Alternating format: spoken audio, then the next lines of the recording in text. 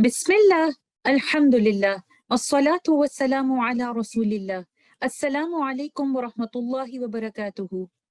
Today, inshallah, we will discuss the last mad, which is called Maddul Lazim.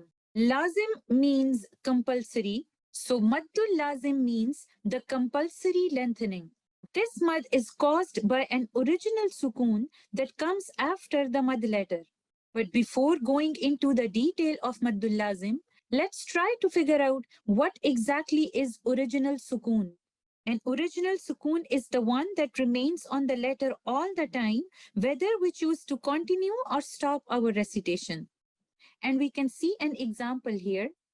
In the word ad-dallin, you can see that alif mad is followed by letter lam, and this lam has a shadda. A shadda indicates that there are two lams. The first lam is sakin and the second lam is vowel. So the sukoon on the first lam is an original sukoon, whether we choose to continue our recitation or stop at the end of the word. In both cases, the first lam in lam mushaddad will always be a sakin lam. So this sukoon on letter lam is an original sukoon. So this mad is caused by an original sukoon that appears after a mad letter, and we stretch it with 6 counts. This mad is called Maddul Lazim or compulsory lengthening because it is stretched by 6 counts in all ways of recitation. And now we can see some examples here. You can see in the first example that alif mad is followed by letter fa, which has a shadda. So that means the first fa in fa mushaddad is a sakin letter fa. So alif mad is followed by an original sukoon. By stretching alif mad with 6 counts, we will recite this example like this. صافات.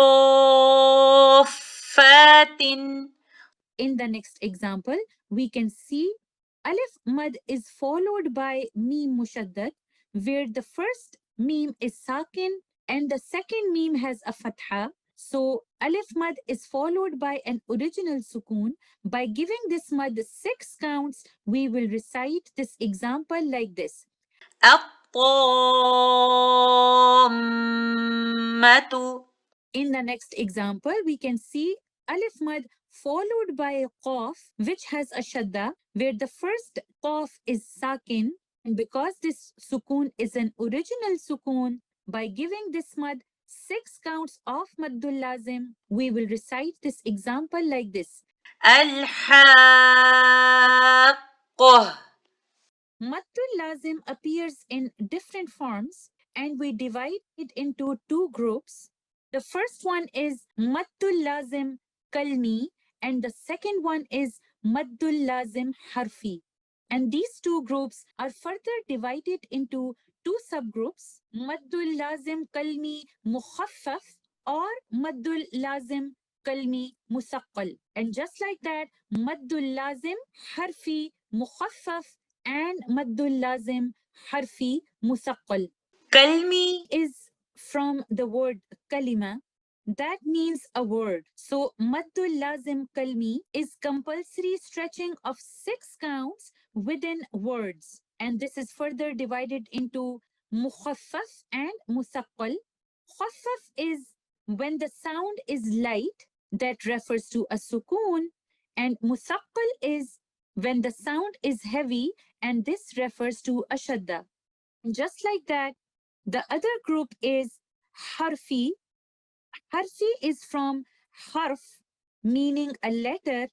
So Maddul Lazim Harfi is compulsory stretching of 6 counts within letters. And this is also split into 2 types. Mukhaffaf, a light sound which refers to a sukoon, and Muthaqqal, heavy sound that refers to a shadda. And inshallah, now we will see them in detail. So Maddul Lazim Kalmi is a compulsory stretching of 6 counts within a word, and it is further divided into Kalmi Muthaqqal and Kalmi Mukhaffaf. Muthaqqal means heavy, and Muthaqqal refers to a shadda. And that shadda is indicating that there are two letters that are merged together. The first one has an original sukoon and the second one is voweled. This sukoon is a permanent sukoon. Whether we choose to continue or stop on that word, the letter will always carry the sukoon. So shadda indicates that there is a sakin and a mutaharrik letter. So if a mad letter is followed by a shadda letter within a word, we stretch it by 6 count and call it Maddul Lazim Kalmi Muthaqqal. And we can see some examples here. And by applying the rule of 6 counts, this is how we will recite them. دابة الحاقة